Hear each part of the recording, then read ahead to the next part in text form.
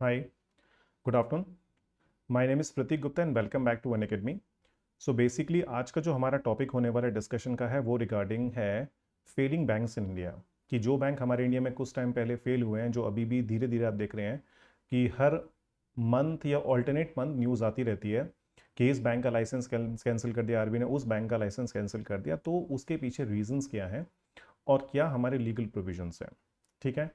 साथ ही साथ आज के लेक्चर में हम ये भी बात करेंगे कि जो पैसा आप लोगों ने अपना बैंकों के अंदर रखा हुआ है, क्या वो वाकई में सेफ़ है या नहीं है, और अगर वो सेफ़ नहीं है तो हमारे पास क्या ऑल्टरनेटिव है, ठीक है। और ये भी मैं आपको थोड़ा बहुत बताऊंगा यहाँ पे कि अगर सारे के सारे बैंक काफ़ी रिस्की हैं in compare currently in case of our country, then where you people need to keep your money so that your money will be kind of safe, ठीक है। तो ये सब हम बात करेंगे। But before initiating the topic for discussion, I just want to inform you people, those who are regularly watching my video, that from 10th of October, I'm going to start my batches and the timings have been finalized now. So the timings will be 3:30 p.m. to 5:30 p.m. That will be the timing of the batches which I'm going to start from 10th of October. Okay. And the duration of the classes will be around 40 classes I will take of 2 hours each, so around 80 hours will take. So in fact it is not 80, it will be more than 80, because when it comes to doing the classes on a daily basis, though we are saying it's 2 hours, but we've been taking around 2 hours 10 minutes, 2 hours 15 minutes continuously. So in a way little bit extra we've been taking, so you can say around 90 hours we will take to complete the things. But in case if it is required to take more classes, we will be able to arrange it without any problem.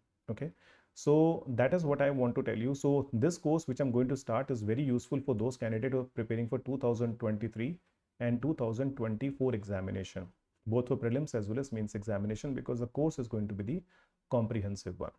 तो comprehensive course होगा, कोई भी join कर सकता है, चाहे आप किसी भी बैकग्राउंड से हैं, साइंस से हैं, आर्ट्स से हैं, कॉमर्स में हैं, सारी ही चीज़ें बहुत ही बेसिक से डिस्कस की जाएंगी, and then we will take it to the advanced level, and then once you have a good amount of knowledge about a particular topic, we'll simply connect with the current scenario.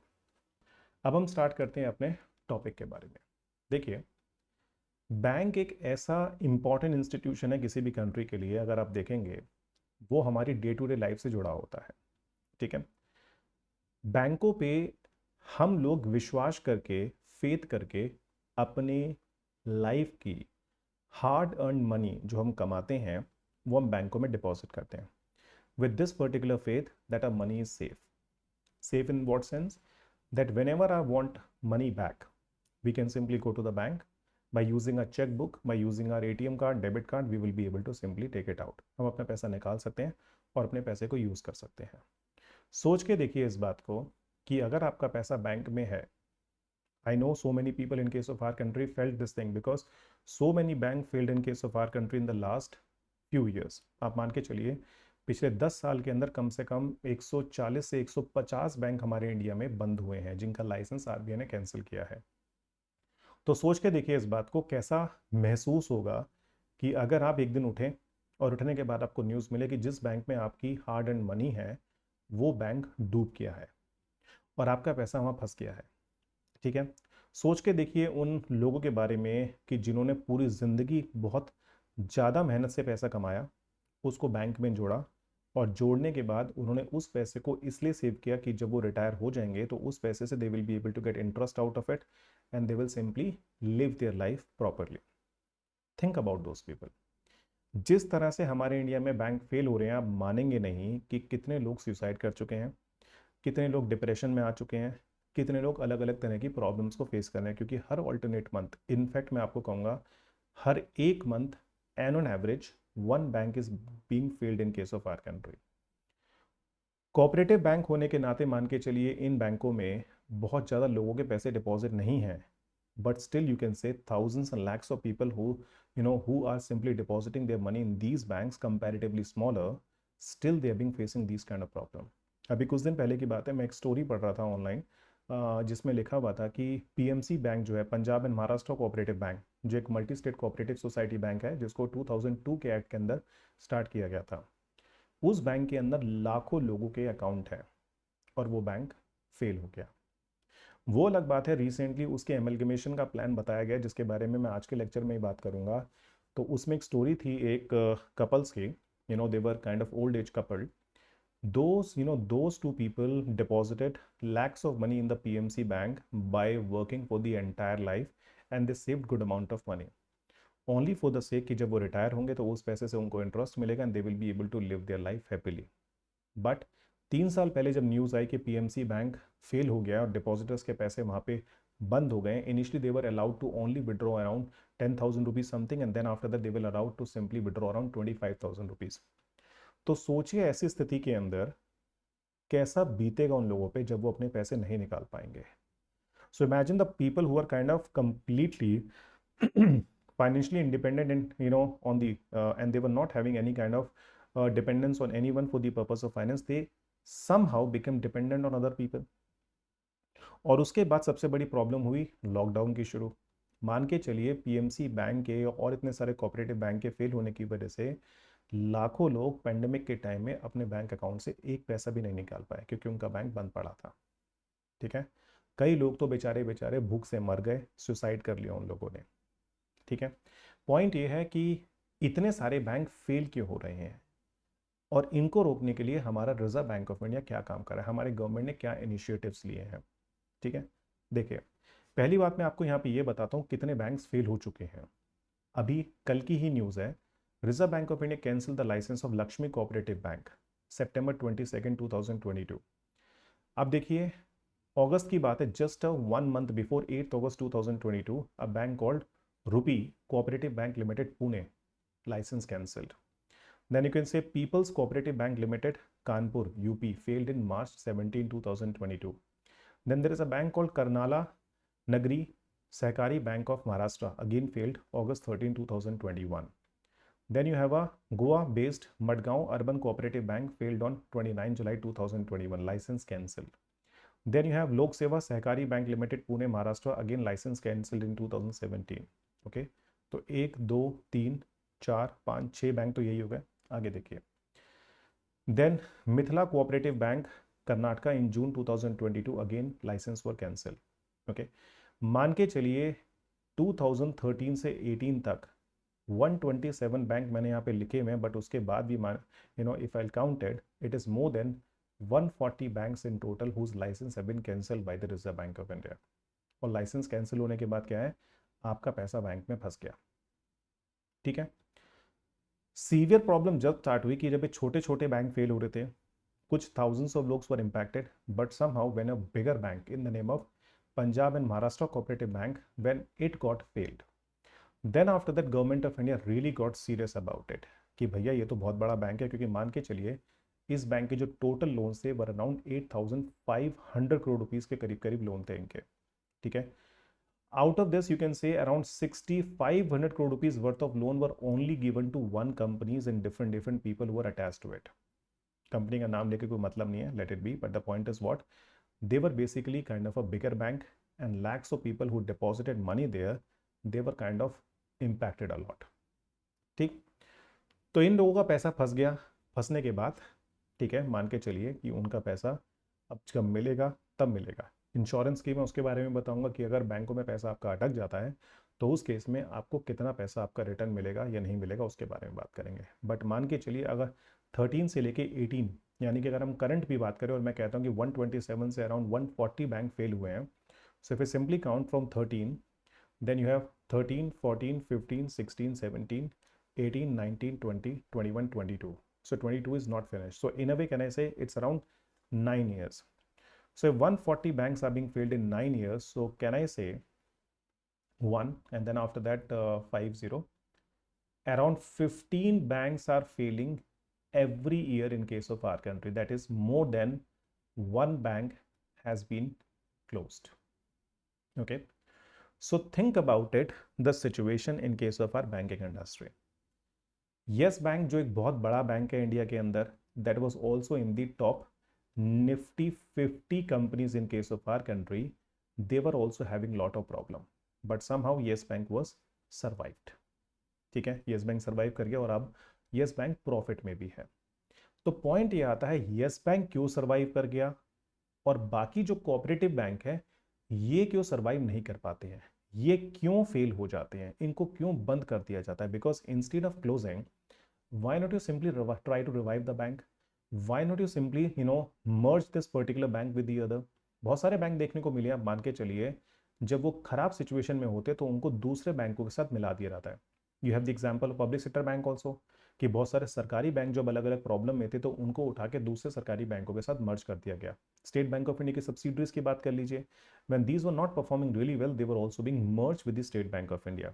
देना bank की बात करें, Vijaya bank की बात करें, syndicate bank की बात करें, सारे के सारे बैंक जो लॉसेस में थे वो भी तो काफ़ी प्रॉब्लम में थे, उनको तो आपने दूसरे बैंकों के साथ मर्ज कर दिया।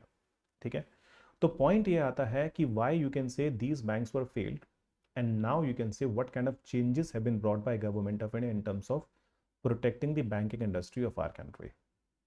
बढ़ते हैं, देखिए आगे।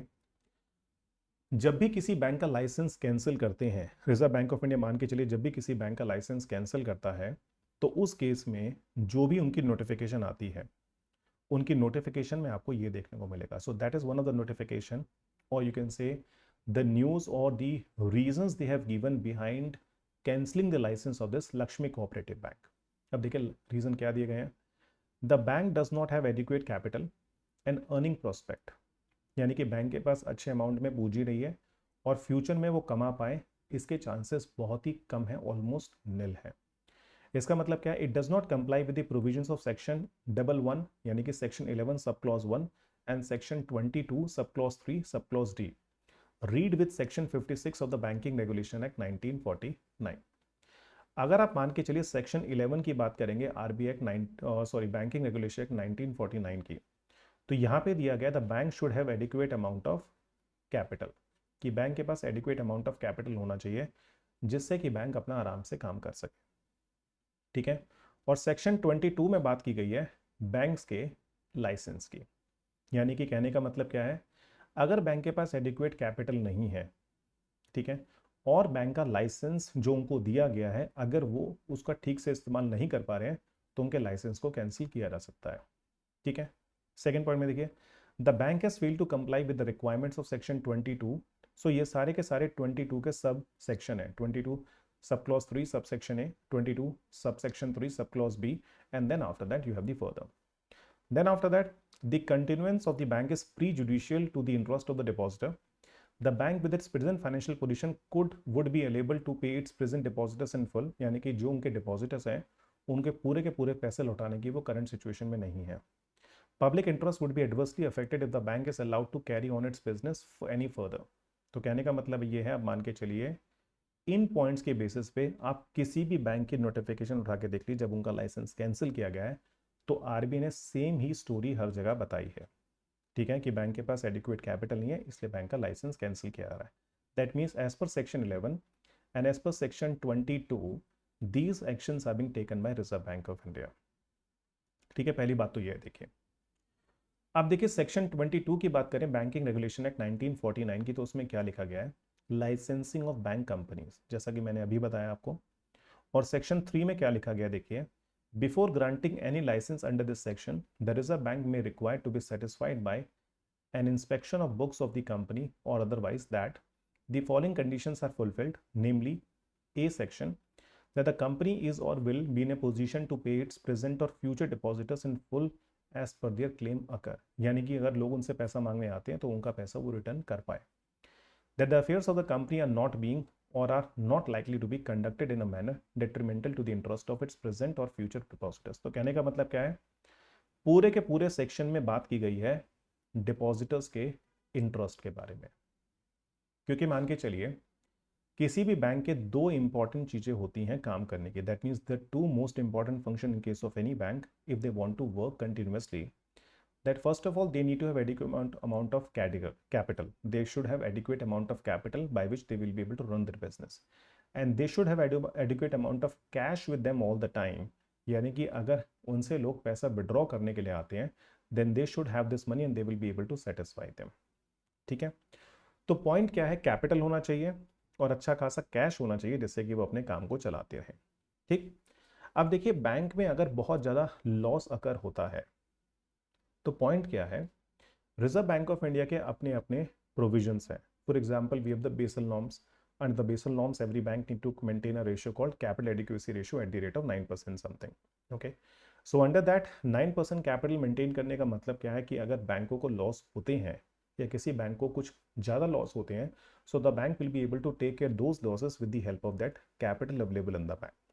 ठीक है, जैसे मैं कहता हूँ, मान लीजिए अगर मैं इस तरह से बात की जाए कि अगर आपको लॉस नॉर्मल हो रहे हैं थोड़े बहुत, तो आप उन लॉसेस को अपने प्रॉफिट से सेटल कर सकते हैं। बट अगर आपके लॉस ज़्यादा बढ़ जाए तो उस केस में क्या होगा, जो आपके प्रॉफिट हैं वो एडिक्वेट नहीं होंगे आपके लॉसेस को, यानी कि आपके बैड लोन्स को पूरा करने के लिए। तो उस केस में उन लॉसेस को आप कैसा पूरा करेंगे, जो कैपिटल बैंक में बढ़ा है, कैपिटल कौन लगाएगा, वो शेयर होल्डर्स लगाएंगे। ठीक है, तो बैंक कहता है कि आपके पास, तो आरबीआई कहता है आपके पास, बैंक के पास एडिक्वेट अमाउंट ऑफ कैपिटल होना चाहिए अपने बिजनेस को चलाने के लिए। ठीक, या तो वो प्रॉफिट से लॉसेस को सेट ऑफ करे, और अगर उसके पास एडिक्वेट प्रॉफिट नहीं है तो उसके पास थोड़ा एक्स्ट्रा कैपिटल हो जिससे कि उन लॉसेस को वो सेट ऑफ कर पाए। ठीक, तो यहाँ पे ये लिखा गया कि अगर बैंक के पास एडिक्वेट अमाउंट ऑफ कैश नहीं है by which they will be able to set off their losses, like that means cash means only capital I am talking about, कि अगर उनके पास इतना कैपिटल नहीं है जिससे कि वो अपने लॉसेस को और अपने काम को ठीक से नहीं चला पा रहे हैं, इसका मतलब क्या है कि बैंक प्रॉब्लम में है। Getting what I am trying to say. अब देखिए आगे बढ़ते हैं, कोऑपरेटिव बैंक्स ही क्यों फेल हो रहे हैं। देखिए कोऑपरेटिव बैंक्स जो है ना, पहले हम उनकी बात करते हैं कि उनका स्ट्रक्चर क्या होता है। अगर आप बात करें, so cooperative banks are registered under cooperative societies act 1912। ये तो एक लॉ हो गया, बट उसके बाद अगर मैं आपको बताऊं, हर स्टेट में कोऑपरेटिव सोसाइटीज एक्ट होता है। उस कोऑपरेटिव सोसाइटीज एक्ट के अंदर कोई भी, मान के चलिए स्टेट में कुछ लोग हैं, if they want to start a cooperative, so they can simply start it. Cooperative के बारे में पहले भी बात कर चुके हैं अपने पुराने लेक्चर्स के अंदर, तो अगर आपको कोई कंफ्यूजन हो कोऑपरेटिव्स के बारे में तो आप सिंपली उस लेक्चर को रेफर कर सकते हैं। तो कोऑपरेटिव स्टार्ट करने के लिए आपको या तो स्टेट लेवल पे आप रजिस्टर हुई है, but if you want to start a multi state cooperative society, then under that you need to simply go for the multi cooperative societies act 2002।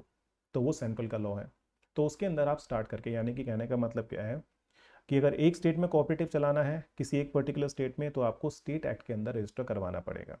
अगर आपको एक से ज़्यादा स्टेट के अंदर अपना कोऑपरेटिव चलाना है, then you have a multi state cooperative societies act 2002, that is basically being pass by the central government. ठीक, ये तो ही कोऑपरेटिव के बाद। अगर एक कोऑपरेटिव सोसाइटी को एक बैंक चलाना है, तो साथ ही साथ they also need to apply licence to the reserve bank of India for the purpose of bank. ठीक है, यानी कि कोऑपरेटिव सोसाइटीज को दो लोग मिलके चलाएंगे अगर वो बैंक है तो। First of all, you need to get this society registered under the state law, यानी कि जो कोऑपरेटिव सोसाइटी का बोर्ड होगा, जो मेंबर होंगे, उनकी जो रेगुलेशन होगा, उनका जो मैनेजमेंट होगा, कौन उनके अध्यक्ष होंगे, कैसे उनको हटाया जाएगा, ये सारी की सारी बात डिसाइड करी जाएंगी स्टेट लॉ के थ्रू। ठीक है, उसके बाद अगर आप बात करें कि जो सेंट्रल गवर्नमेंट होगी, जिसने पास किया RBI act 1934 and they have a law called banking regulation act 1949, उसके अंदर हम क्या करते हैं, बैंकों को रेगुलेट करते हैं। अब देखिए, जैसे जैसे आज़ादी के बाद देश आगे बढ़ा, वैसे वैसे बैंकिंग स्ट्रक्चर और कॉम्प्लेक्स होता चला गया। ठीक, तो गवर्नमेंट ऑफ इंडिया ने सोचा कि क्यों ना इन कोऑपरेटिव बैंक्स को भी ठीक से रेगुलेट किया जाए, क्योंकि देखिए कहीं ना कहीं जनता के पैसे की बात है, and that is suppose to be kind of protected.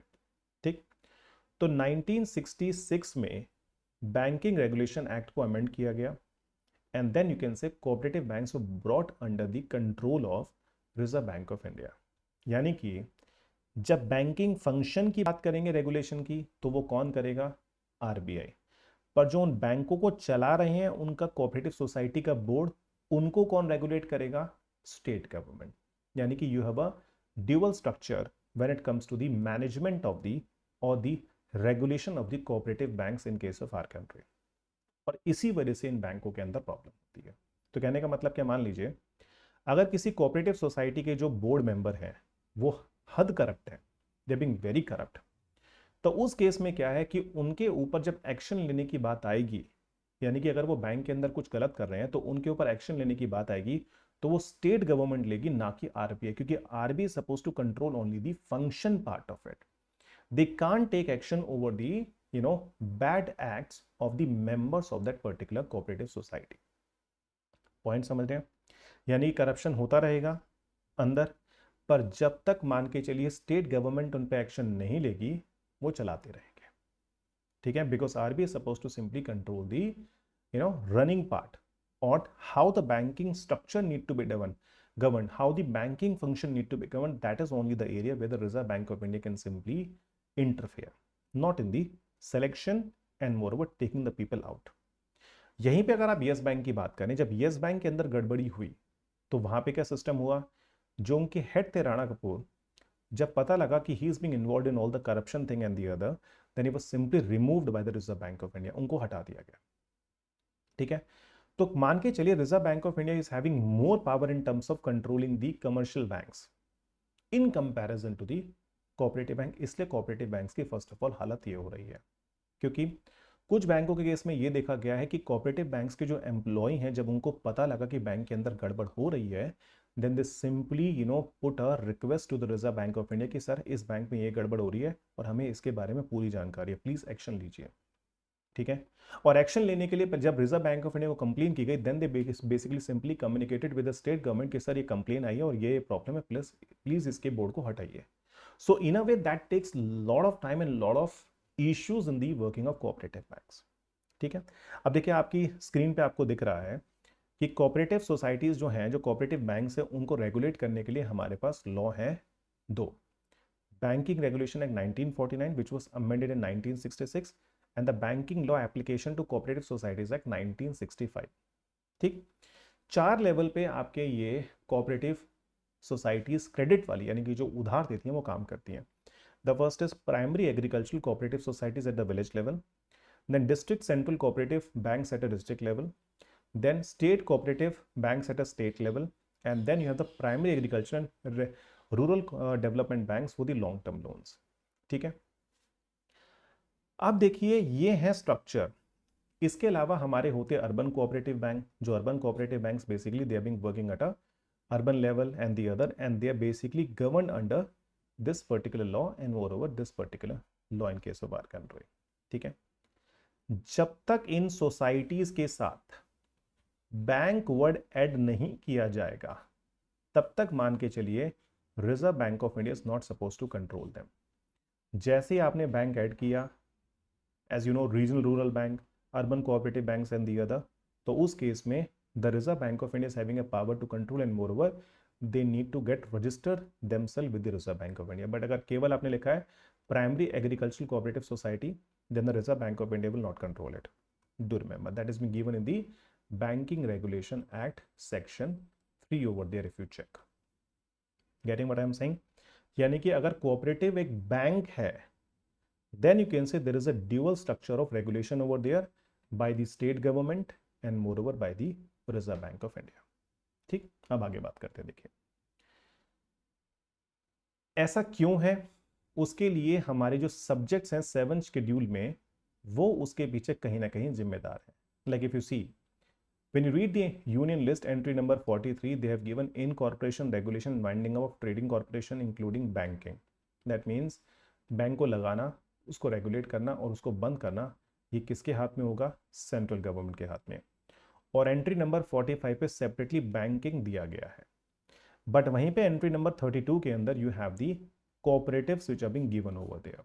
So in a way, the cooperative societies are being governed and regulated by the state government, and the banking is supposed to be regulated by the central government. That's why the constitution is providing this kind of dual structure here.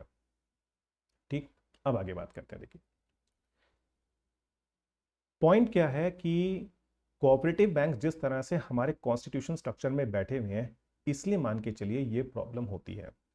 जैसे मैंने अभी बताया कि entry number 32 में आप बात करेंगे state list में, तो उनके इनकॉर्पोरेशन ऑफ वाइंडिंग अप की बात स्टेट के हाथ में होगी, और बैंक को चलाने के लिए वो आपकी पावर होगी रिजर्व बैंक ऑफ इंडिया के हाथ में। इसलिए सारी की सारी कंफ्यूजन निकल के आती है मान के चलते, ठीक है। अब देखिए पीएमसी बैंक जब फेल होने की बात हुई, यानी कि जब उसे बंद किया गया, तो गवर्नमेंट ऑफ इंडिया ने कहा कि भैया अब तो हमें इसमें कुछ ना कुछ इंटरफेयर करना पड़ेगा, and we want to increase the power of reserve bank of India to simply have a control over the this cooperative bank. तो पहले ऑर्डिनेंस लेके आया गया और उस बाद में उस ऑर्डिनेंस को एक्ट के रूप में बदला गया, क्योंकि आप जानते हैं ordinance making power of the president of India under article 123 of the constitution of India that was simply used. तो बोला गया The Reserve Bank of India can intervene in the failing banks to protect depositors. It allows cooperative banks to raise capital through the issuing securities, यानी कि पहले they were not allowed. Now they're being allowed to issue something called equity shares, preference shares, debentures, and the other for the purpose of raising money from the market. And moreover, you can say from their members. And the third most important function, it increases the power of RBI over the cooperative banks. यानी कि whatever power they were having earlier, now they're having comparatively more power. जैसे मान के चलिए, पहले क्या होता था कि अगर कोई कोऑपरेटिव बैंक्स में प्रॉब्लम है तो उसको बंद ही किया जाता था, ठीक है. Now you can say the reserve bank of India can simply go for the merging of this bank with the other bank. तो चाहे तो वो उसको मर्ज कर सकते हैं, चाहे वो किसी दूसरे बैंक को सेल कर सकते हैं, या फिर एमलगमेशन करके यानी कि दूसरे बैंक के साथ विलय करके उस बैंक को प्रॉपर तरीके से उसके साथ एक्सटेंड किया जा सकता है. So the point is what, the reserve bank of India will take action in this way. जैसे येस बैंक के केस में अगर आप बात करें, जब येस बैंक के केस में बात चल रही थी, जब उनके में प्रॉब्लम थी, तो बहुत सारे लोग ये कहते हैं कि Yes Bank might be sold to the other bank and then you can say it will keep on working in the same manner. यानी कि नाम बदल जाएगा, काम चलता रहेगा. जैसे अगर मैं आपको बताऊं, we used to have a bank called ING Vysya bank, ठीक है. आईएनजी व्यास्या बैंक था. इस बैंक को कोटक महिंद्रा बैंक के साथ मर्ज कर दिया गया था. तो हुआ क्या था, इनकी ब्रांचेस के केवल नाम बदल गए, कस्टमर के जो अकाउंट नंबर थे वो भी आपके सेम रहे. It's just that you can say the name of the bank has been changed and the new ATM cards were issued and the new checkbooks were issued and the people were having the banking facility in the same manner. तो यही बात हुई थी yes bank के बारे में कि क्या इस बैंक को हम ऐसे ही चलने दें, यानी कि उस बैंक को बचाया जाए. और if there is no possibility of simply protecting that bank, then what we need to do, we need to simply merge this bank with the other. और लास्ट क्या होता है कि अगर नहीं पॉसिबल होता then you are suppose to simply close it. और close करने का मतलब है लाखों लोगों का पैसा वहां पे अटक जाना, ठीक है. तो अब क्या है, the reserve bank of India is having more power. अब देखिए, किसी बैंक को बचाने के लिए अगर उसके अंदर लॉस है, जैसे मैंने आपको पहले एग्जांपल दिया, the bank is suppose to simply settle down the losses with the profit. और अगर प्रॉफिट एडिक्वेट नहीं है तो कैपिटल से करो. तो यस बैंक में क्या किया गया कि उस बैंक में लॉसेस थे, तो कई बैंकों से उसके अंदर इन्वेस्टमेंट कराई गई.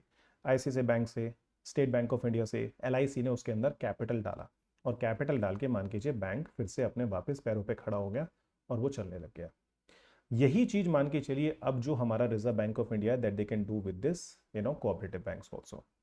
But again they are not doing in case of all the banks. As I'm telling you, if there is a possibility to revive it, then they are doing it. If there is no possibility, they are simply closing the bank. ठीक है.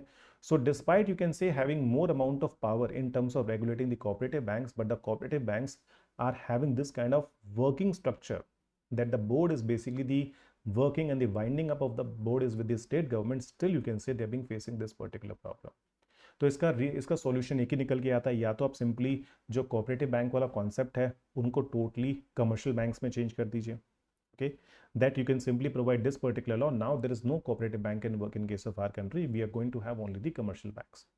That will be totally under the control of central government and moreover the Reserve Bank of India. There is no interference of the state government at all because lot of people are being suffering. But point ये है, अगर आप ऐसा करेंगे तो उस case में you need to do certain amendments to the Constitution of India. और उसके लिए आप जानते हैं when it comes to doing the amendments to the important points in the Constitution of India, you need to bring a bill that is called as a Constitutional Amendment Bill, and where you need to have the 2/3 majority in the parliament and half of the state to simply pass it. और अगर वो ऐसा नहीं करेंगे तो उस law को unconstitutional माना जाएगा, जो पहले कोऑपरेटिव्स के केस में एक बार ऑलरेडी हो चुका है. ठीक है, आगे बात करते हैं. अब देखिए, पीएमसी बैंक को इन्होंने बंद नहीं किया.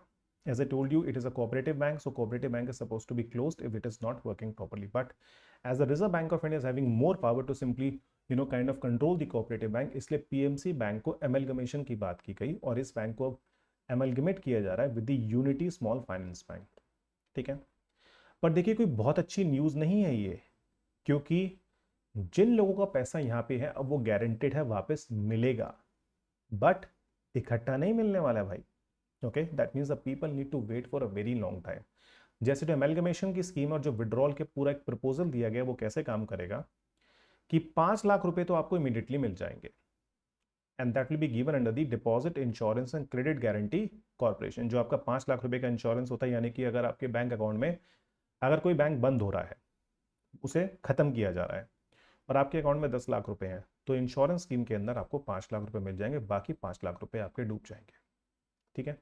बट यहाँ पे इन्होंने क्या किया, इन्होंने बोला कि 5 लाख तो आपको इमीडिएटली मिल जाएंगे if you have more amount of money in comparison to this 5 lakh. But अगर 2 लाख है तो 2 लाख ही मिलेंगे, it's not like you will get 5 lakh here. So whatever amount of money of deposit you have you will be able to get. तो मान के चलिए जितने भी बैंक अभी फेल हो रहे हैं ना कोऑपरेटिव बैंक, उनमें 90% से ज्यादा लोगों के जो डिपॉजिट्स हैं वो पूरे के पूरे रिटर्न हो जाएंगे। Why? Because they have savings of less than 5 lakh rupees. और अगर 5 लाख रुपए से सेविंग्स कम है तो ये आपके पास है। Okay, so they will basically provide you money back. तो मेनली प्रॉब्लम जो होती है वो बड़े डिपॉजिटर्स को होती है, यानी कि those people who are having more amount of money. तो पीएमसी बैंक के केस में उन्होंने क्या स्कीम दी है कि ये तो आपको मिल गए पहले साल में, जैसे ही 2 साल पूरे हो जाएंगे you will be able to get 50,000 rupees more. 5 lakh ये 50,000 more, that means you will be able to get 5,50,000 rupees in 2 years। अब जब 3 साल पूरे हो जाएंगे, यानी कि एक ये 2 3, यानी जब 3 साल पूरे हो जाएंगे you will get 1 lakh rupees more. That means out of it total money you will get 6,50,000 rupees in total. फिर 4 साल पूरे होने के you will be able to get 3 lakh rupees more. That means when you get 3 lakh rupees more you will be able to get around 9,50,000 rupees आपके हो जाएंगे। And then after 5 years, जब 5 साल पूरे हो जाएंगे then you will be able to withdraw 5,50,000 rupees more here, यानी कि आपके हो गए करीब करीब 15 लाख रुपए। और उसके बाद अगर 15 लाख से भी ज्यादा पैसे अगर आपके हैं, तो मान लीजिए किसी के 50 लाख रुपए हैं, that means the person is being left with 35 lakh rupees here. तो जो आपके 35 लाख रुपीज जो आपको बच गए, that you can simply be able to get after 10 years। यानी कि अगर आप 2021 में है तो आपको 2031 तक अपने सारे पैसे मिल जाएंगे। और एक चीज और ध्यान रखनी है, आपके जो डिपॉजिट थे बैंक के अंदर उस पर इंटरेस्ट आपको मिलेगा केवल 31 मार्च 2021 के अंदर। तो सोच के देखिए that how difficult it is to simply wait. हो सकता है इस स्कीम को चेंज कर दिया जाए आगे, but for the time being this is the 10-year payment structure has been given by the Reserve Bank of India when it comes to paying the money back of the people who are being part of this PMC bank. I hope you're getting what I'm trying to say. ठीक है। अब देखिए point ये आता है कि इन बैंकों को हम ठीक कैसे कर सकते हैं। तो मैंने भी आपको एग्जांपल दिया कि जितने भी बैंक हैं या तो उनको आप नॉर्मल बैंक में चेंज करते हैं, क्योंकि देखिए जितने भी बैंक हमारे देश में काम कर रहे हैं we are technically calling them something called scheduled commercial bank, यानी कि इनको बोला जाता है अनुसूचित वाणिज्यिक बैंक। और जैसे ही किसी बैंक के साथ शेड्यूल्ड जुड़ जाता है, मान के चलिए उस बैंक को संरक्षता, यानी कि उसे एक you will be able to get some sort of protection from the Reserve Bank of India side, तभी इन लोगों को 5 लाख रुपए भी मिल रहे हैं।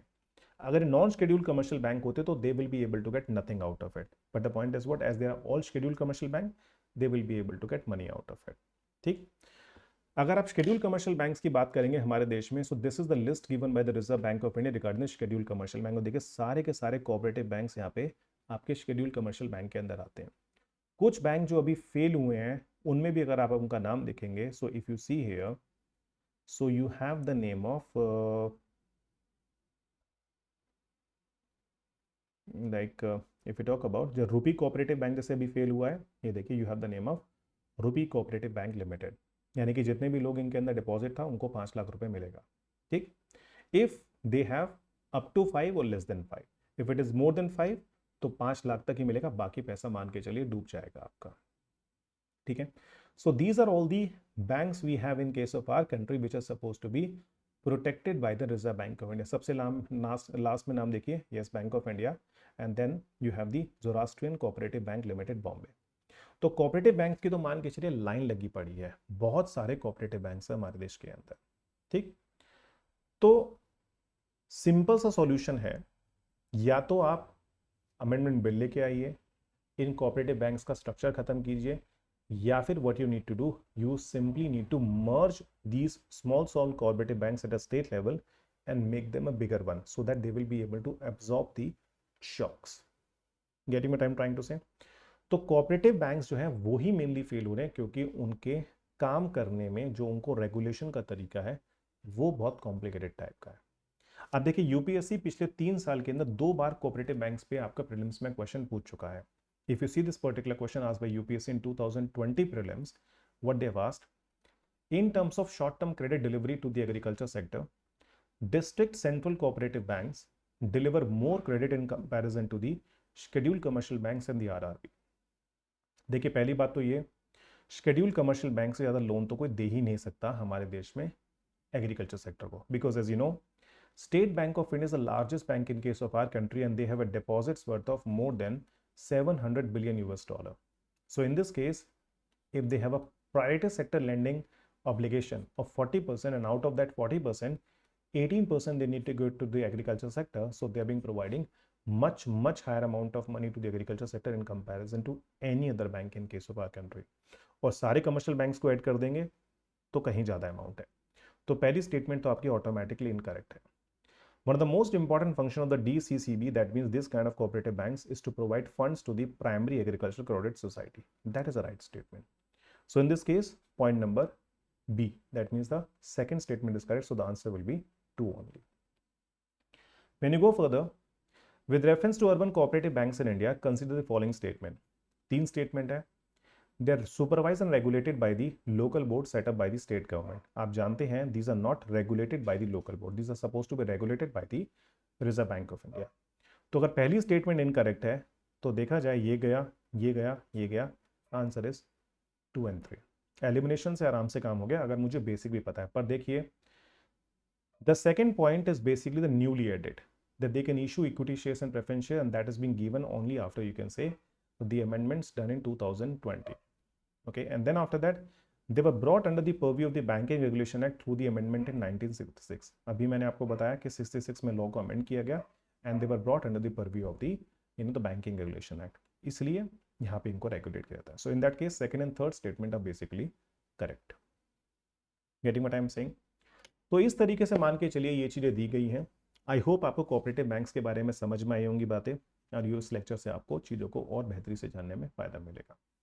अगली क्लास में मिलेंगे with the new particular topic. तब तक के लिए thank you. But before ending of the class, Dow Darbar is going on. You can simply saw that on 27 September, 28 September and 29 September, and the timings are 5 p.m., 5 p.m. and 7 p.m. And then that is the end of this lecture. But do remember, I'm again repeating, 10th of October is the date and the timings have been decided. 3:30 p.m. to 5:30 p.m. is the timing, and you can enroll and you can get the benefit of it. Chaliye, thank you very much. Take care and bye-bye.